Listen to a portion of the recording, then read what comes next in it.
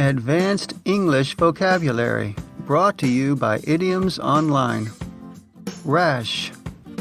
Rash. As a noun, a rash is an area of irritation on the skin, usually marked by many small red bumps.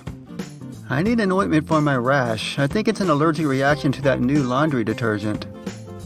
I can't eat strawberries. I'll break out in a rash. Also, as a noun, rash can mean a large number of unpleasant or undesirable instances in a short period. For example, we've seen a rash of virus cases in the last 24 hours. There has been a rash of home burglaries in the neighborhood. Residents are asked to report any suspicious activity. Rash is also used very commonly as an adjective.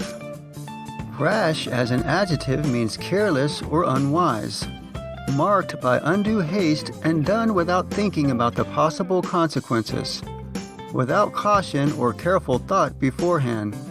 As well, a person can also be described as rash. Examples of how to use the adjective rash in a sentence. The president's rash decisions have turned this country upside down.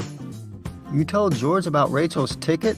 That was a rash thing to do. You know how he gets.